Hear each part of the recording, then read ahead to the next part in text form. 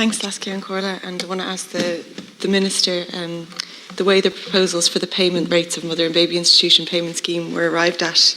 One of the most disgraceful aspects of the government's redress scheme for survivors of these institutions is the payment rates. Mothers who spent less than 3 months in an institution are to receive a mere €5,000. Women who could have endured human rights violations like forced family separation and abuse. Given that many of the proposed payments are contrary to the consultation with survivors, can the Minister please outline how the payment rates were arrived at? Thank you, Deputy. In developing the proposals for government, extensive thought was given to how best we could structure a fair and sensitive payment scheme for survivors of mother and baby institutions. I asked an interdepartmental group to develop proposals for a scheme and to make recommendations for the overall approach to the payment as well as potential payment rates.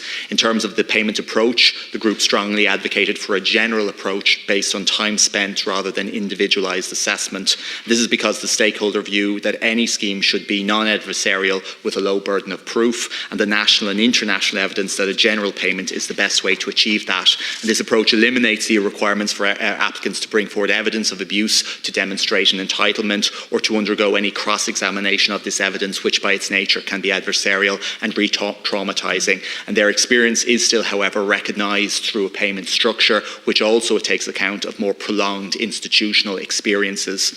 While these important considerations in mind, the group proposed a general payment scheme with a schedule of payment rates similar to the approach taken for the Magdalene Restorative Justice ex gratia scheme. And the payment rates rise in increments of €5,000 per year in recognition of the prolonged experience of women and children who spent longest in these institutions. And a separate work-related payment is also being provided for those women who undertook what could be termed as commercial work in some of the institutions. Of course, and we've all recognised this, there is no financial payment or service provision which could make up for the pain, for the suffering that was endured by so many of our citizens in mother and baby institutions. And this has been acknowledged by the IDG, and it's a point that I've acknowledged too. The general payments are being made in recognition of the time spent in the institutions, the harsh conditions, the emotional abuse, and the other forms of mistreatment, stigma and trauma. And I suppose just to conclude, it's important to note that the payment scheme stands alongside the other 21 actions that the government have pledged as part of the action plan to recognise the experiences of women and children who are in mother and baby institutions. Thank you, Minister. Minister, you didn't actually answer the question of how did the department arrive at the rate of potentially €5,000 for forced family separation. The proposed scheme is deeply flawed, I think, in very serious ways. The startling inadequacy of the proposed payment amount stands out. It's still unclear how these rates were decided. The figures just suddenly appear in the Interdepartmental Group's report, which was chaired by an official from your department. So a group of civil servants sat down and devised these rates. Survivors and the public deserve to know how that happened, what, if any, consideration was given to the scale of abuses, to the trauma and to the years of stigma and hostility from the state. Did any of your interdepartmental group have any qualifications in psychological trauma or transitional justice? All of those questions remain unanswered. In your response, Minister, can you tell the House if you're happy that a woman who endured the cruelty of a mother and baby institution system was separated from her child and many other things will receive as little as €5,000? Well, I have always been clear, Deputy, from what I said a few moments ago and what I've said when this scheme was announced. I recognise and the government recognised that no amount of money can make up for what happened to women and to children in these institutions. I do think I've been clear on that. And we understand that a payment scheme and indeed the whole range of actions that we're taking cannot make up for the trauma that was experienced in these institutions. But what it is a recognition of what happened.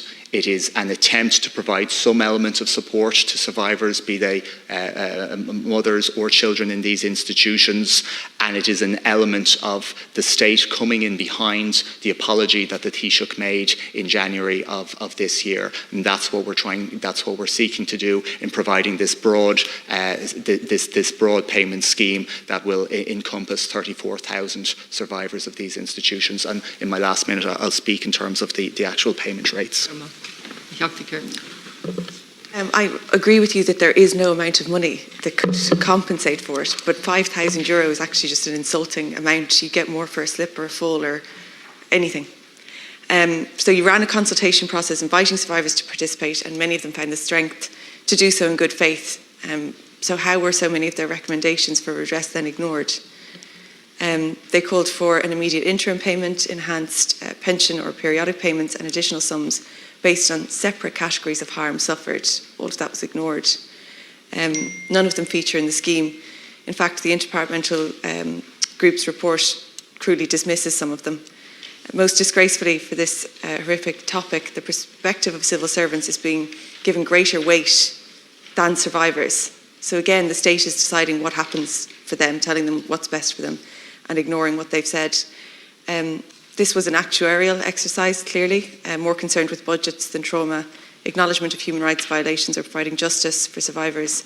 Again, their voices have been ignored. Minister, your redress scheme is informed more by the opinion of civil servants rather than the experience of survivors. Thank you, Deputy. How can we stand over it in good conscience? Thank you, Minister, to conclude. I don't believe it is an actuarial exercise. I think if that was the concern, the government could have tried to rely on the recommendations from the Commission, which have been much narrower. We could have tried to rely on the recommendations of the IDG itself, which were much narrower. But the government didn't do that. We went beyond what the Commission recommended. We went very significantly beyond what the Commission recommended. We went significantly beyond what the Interdepartmental Group itself recommended. It would have applied financial payments to 19,000 survivors. We're applying financial payments to 34,000 survivors. In terms of the actual rates themselves, the rates are the similar rates to those used in the Magdalene redress scheme, looking at the criteria in terms of years spent. And as you correctly say, for short periods, for less than 3 months, the rate is €5,000. For those who are there 10 years, it's €60,000. So it is a sliding scale, but the scale is based on the scale used by the Magdalene scheme. Now, moving on to the next priority,